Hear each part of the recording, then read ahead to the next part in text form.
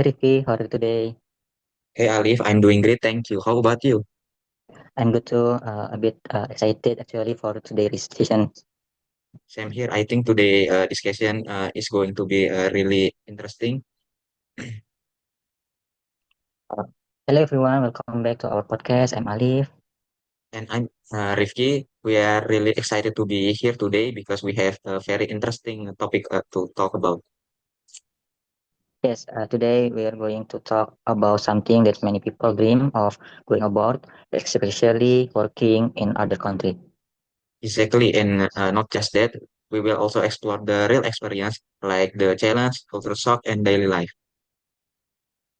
We are very glad to have you here today. My name is Alif, and my partner Rifki. We are information system student from UPN Veteran Jakarta. We are currently working on a project for English midterm exam and the topic going abroad. But before we dive into the topic, could you please introduce yourself? We'd love to know your name, where you are from, and what you are doing in Indonesia right now. Let's begin.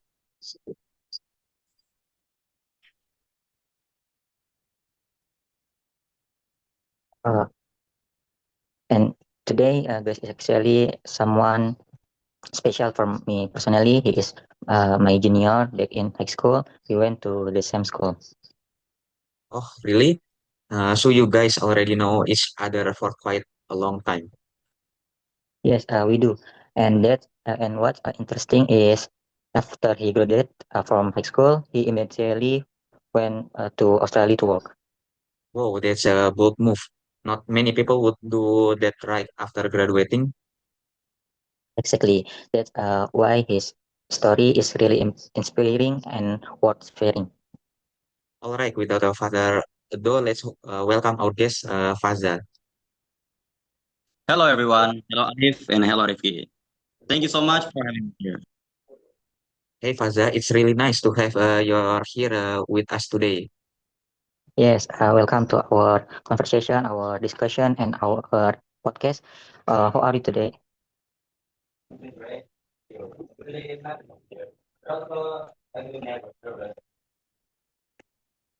Morris, just relax. Um, Think of this as casual conversation.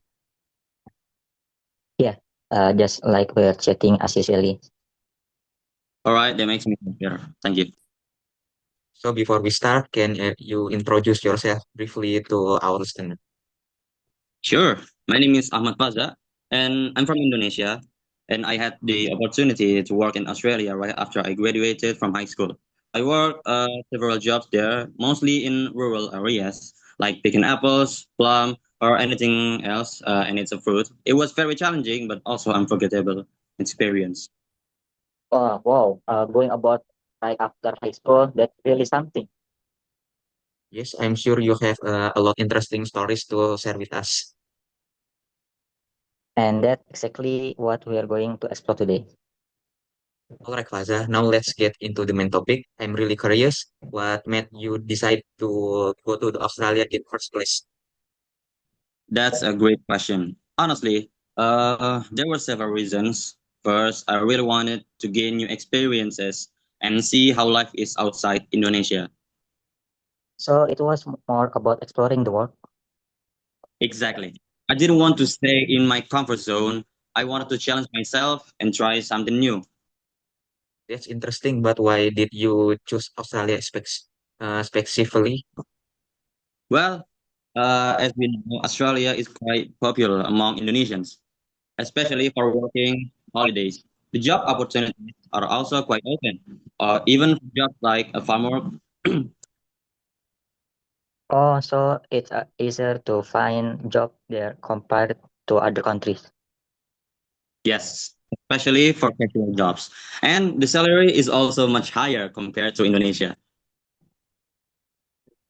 That makes sense. So financial reason were also a factor.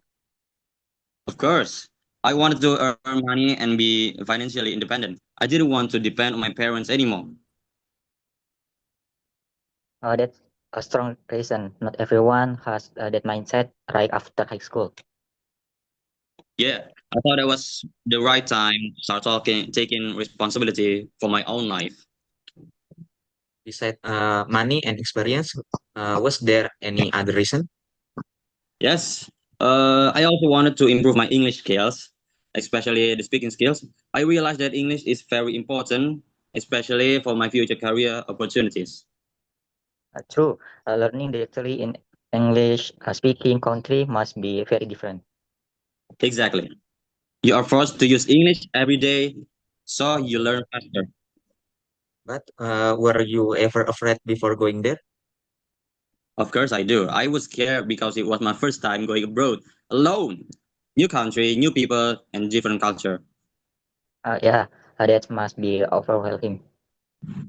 It was, but it also felt excited. I saw it as a big opportunity to grow up. So it was like a mix of fear and excitement. Yes, exactly. But in the end, I choose to take the risk. And now looking back, do you think it was the right decision? Yes, definitely. It was one of the best decisions I've ever made. That's really inspiring, honestly. Yeah, your story shows that some things sometimes we need to be brave to take big step in life. All right, Faza. Now we are entering one of the most interesting part, culture shock. Yes, I think many people are serious about this. So, what was your first culture shock when you arrived in Australia? Okay, my first culture shock was actually at the airport during the immigration process. Right from the beginning. Yes, even more officially entered the country, I already felt difference. Can you tell us what happened? When I arrived, the immigration officers were very strict. They checked everything, my passport, visa, documents, and even asked many questions. What kind of question they ask?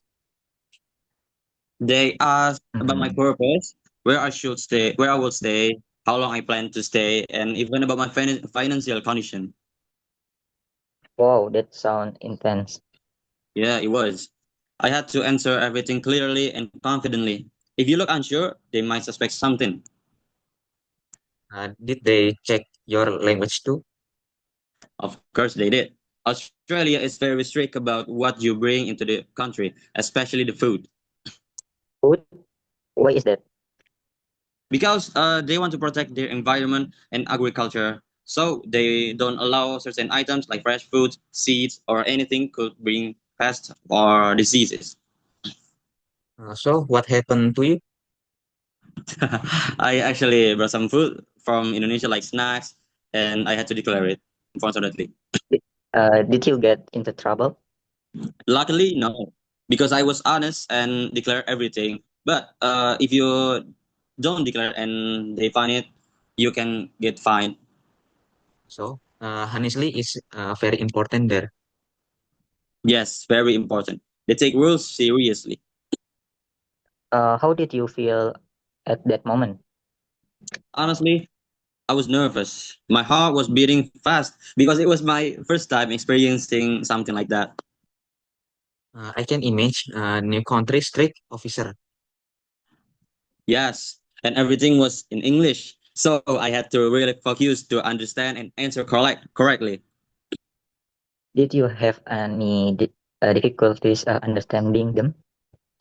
Yes, a little. Their accent was quite different and they spoke quite fast. So you had to process everything quickly. Exactly. It was stressful, but also a good learning experience. Looking back now, what lesson did you learn from that experience?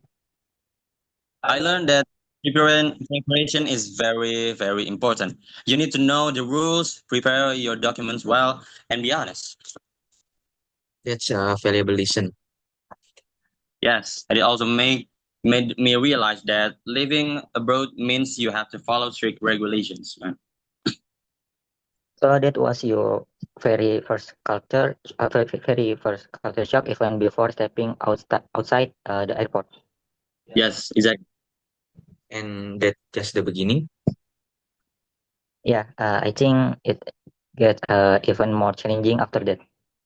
Especially when it comes to communication like language and action. All right, Faza. Now let's talk about something that I think very relatable language. Yes, especially accent and slang. I've heard that Australian English is quite different. Yes, there was one of the biggest culture shocks for me. Really? Even though you already prepare your English before going there?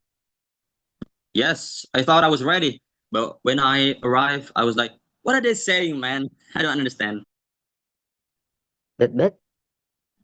Yes, because they speak so fast, and their accent is very different from what we usually learn in the school. Can you give us an example? Sure. For the example, they say "ovo" instead of "afternoon." Wait, what? Arvo? Arvo. Yes, "arvo." We at first I was confused. Someone said, "See you this arvo," and I was like, "What is arvo, man?" I would be confused too. Another one is "brekkie," which means breakfast. Oh, that one sound kinda cute actually. Yeah, but if you don't know it, you will definitely be lost. And that and the most common is "mate." It means friend. Oh, I've heard that before. Yes, they use it all the time. Like, "Hi mate, how you doing?" So everyone is met. Yes, basically, even people you just met. Did you ever experience misunderstanding because of slang? Yes, many times. Sometimes I just noted even though I didn't fully understand. Classic survival strategy. Yes, exactly. I didn't want to look confused all the time. So, how did you finally adapt to it? I listen more and try to get used to it. I also ask people when I didn't understand. Weren't you embarrassed to ask?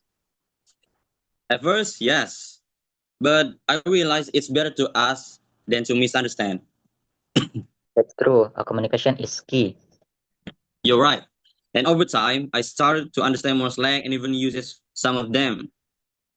Oh, really? So now you say Bricky too? Yes, sometimes yes.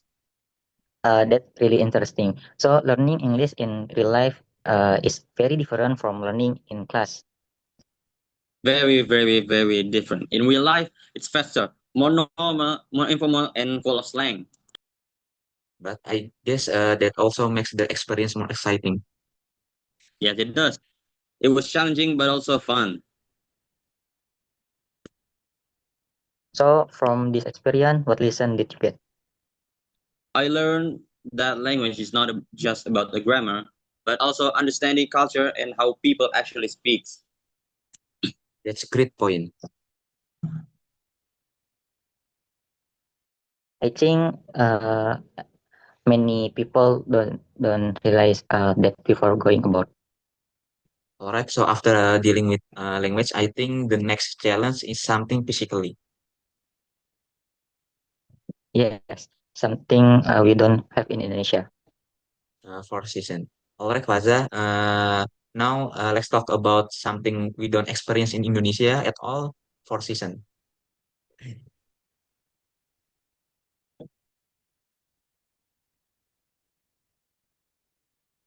Yes, in Indonesia, it's basically just hot and hotter. Exactly.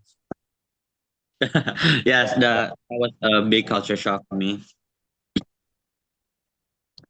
So, what was your first impression when you experienced for season? Honestly, at first, I felt amazing, especially when I saw autumn. The leaves were changing colors, like yellow, orange, red. It looks really beautiful, man. Not gonna lie. Like in movie. Yes, exactly. In movies, I was really excited to see that. But I guess not all season are the enjoyable. Yes, especially winter. Here we go. Winter was very challenging for me The temperature dropped a lot, and sometimes it was extremely cold, man. How cold are we talking about? Sometimes it was close to 0 degrees, or even lower in certain areas. Whoa, I cannot even imagine that.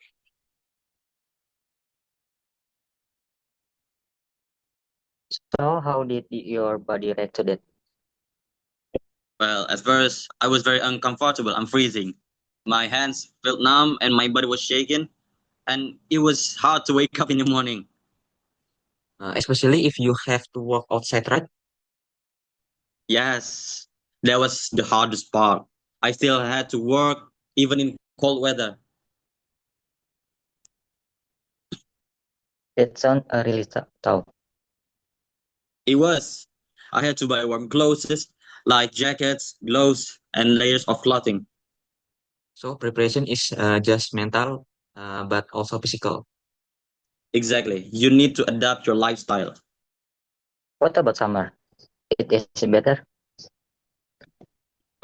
Summer is actually very hot. Sometimes even hotter than Indonesia.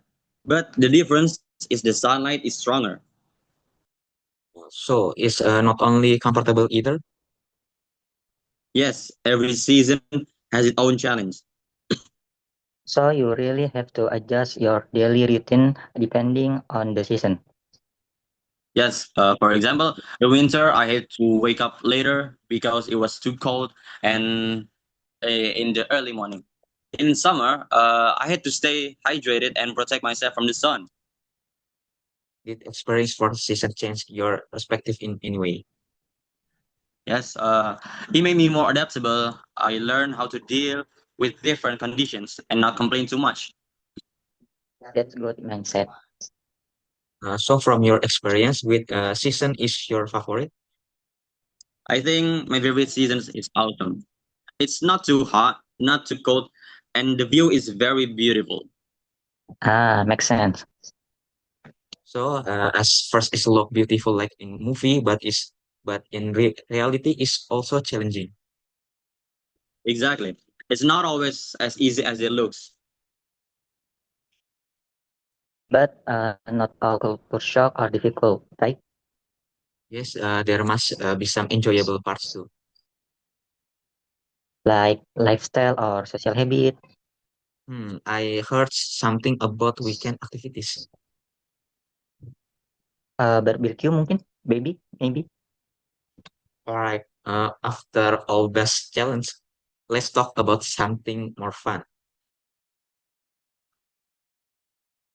Yes, something that sound very enjoyable. Barbecue culture. Ah, yes. This is one of my favorite parts of living in Australia. Really? What's make it so special? In Australia, barbecue is not just about food. It's more like a social activity. What do you mean by that? People usually gather with friends or family, especially on weekends, and they cook together outdoors. So it's like a routine. Yes, especially during good weather. Parks and public spaces even have barbecue facilities that people can use for free. But seriously, free barbecue spot? Yes, it's very common there. Whoa, Indonesia needs that. So, what do you usually during barbecue? We prepare food together like meat, sausages, vegetables, and even grill them while chatting and relaxing. That sound really chill. It is. There's no rush. People just enjoy the moment. Did you join barbecue alone? Yes, especially with friends from work. It helped me socialize and feel less lonely. So it's not just fun, but also important socially. Yes, exactly. It helped me build connections. What is different from gathering in Indonesia? Yes, it's a bit different. In Indonesia, usually food is already prepared, but there everyone participates in cooking. So it's more interactive. Yes, and more relaxed. No formalities, just casual conversation. What was your favorite barbecue moment? I think when I had barbecue with people from different countries, we shared stories, culture, and food. That must be a really memorable experience. Yes, it made me feel like I was part of a global community. So from all the culture shock, this one is the most enjoyable. Yes, definitely. It's something I really miss. Now, I want BBQ too. Same here. Alright, Faza, after all this amazing experience, I think a big question is, What next for you? do you have any plan to return to Indonesia? Yes, I do. I'm planning to go back to Indonesia next year. Oh, next year? That's quite soon. Yes, I feel like I've gained enough experience for now and I want to start a new chapter in Indonesia. Do you feel like you're achieve your goals? Yes, I think so. I improved my English, became more independent, and I learned a lot about life. That's really great to hear. So, what are you planning to do after you return? I want to use my experience to build my future, maybe continue my studies or start working in Indonesia. That sounds like a solid plan. Do you think you will go abroad again in the future? Maybe, but not in the near future. For now, I want to focus on developing myself in my own country. That's a very mature decision. So, after everything you have been through, what message would like to share with people who want to go abroad? I would say don't be afraid to try. It won't be easy, but it will be worth it. Prepare yourself well, stay strong, and always be open to learning new things. Wow, that's really inspiring. Yes, your story so that's going abroad is not just about traveling, but also about growing as a person. You know exactly. You know exactly, mate. Okay, thank you so much, Faza, for sharing your experience with us today. Thank you for having me too. I'm really happy to share my story today. All right, everyone, that's the end our conversation today. Uh, we have a discussion. Can you insight and inspiration about going abroad? And also prepare you for the challenger that might come. Again, thank you for listening to our podcast, to our conversation. See you in the next episode. Bye. Bye, everyone. Bye. Thank you. Bye. Bye. Thank you.